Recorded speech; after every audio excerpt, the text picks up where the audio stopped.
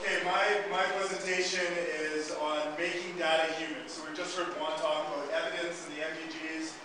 We've heard Lucia's presentation. So how can we actually make this data human and make evidence real? So obviously, UNICEF's mandate is to work for children and protect children's rights.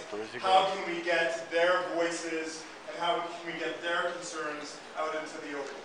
How can we get their stories public? How can we get their stories to match the data that we collect? The hard data humanized with their stories. Okay? This was actually incorrect. There are about 15.5 million children in Iraq today.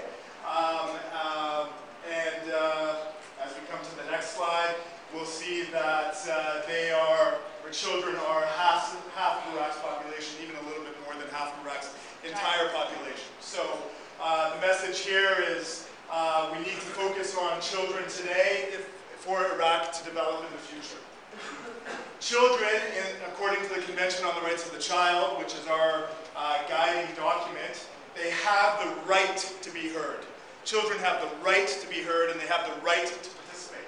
How can we use the technology to facilitate that? How can we use the technology to hear their voices, to hear what they have to say, to have their voices enter into discussions and decision-making processes? Okay, we know that children want to speak. We know that children want to be heard. A major problem, as I talked about in the opening address, is we can't move. I mean, we're stuck in the international zone and we hardly ever see any children. You know, this is a great ability for us to hear them. By listening to children, having them participate, it empowers children. Children, they get stronger as a result of that.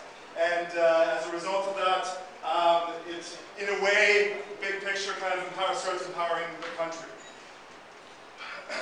By having one child participate, what inevitably comes up is discussion on their future, what they want to do, what their current situation is, and what they want to be in the future.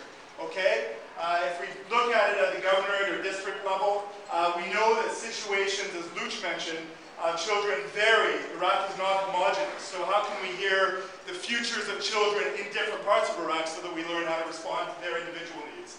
And then, of course, if we look at the national picture, the 15.5 million children in Iraq today represent Iraq's future. If we don't listen to them now, we're not going to be able to factor their voices in and hear what they want for Iraq's future, which we need to do. They have a right for that. Okay, what comes up when you just talk to children is obviously if you ask them what they want to do, I want to be a doctor. Or they talk about the issues that they're facing in their life. We know that there's a major drought in Iraq. There's a major water shortage right now. It's a huge, huge issue. If we were to hear children's stories on that water shortage, guaranteed that that's going to have an impact and start generating political action. Generating political action to have safe water. So the governments of Iraq and others, we develop a global partnership to invest in having safe water for Iraq. One major issue children have today is labor. Children are working. Poverty, as Juan mentioned in the MDG, is rampant. As a result of that, children often have to drop out of school and they have to work. They're forced to provide subsistence for their families.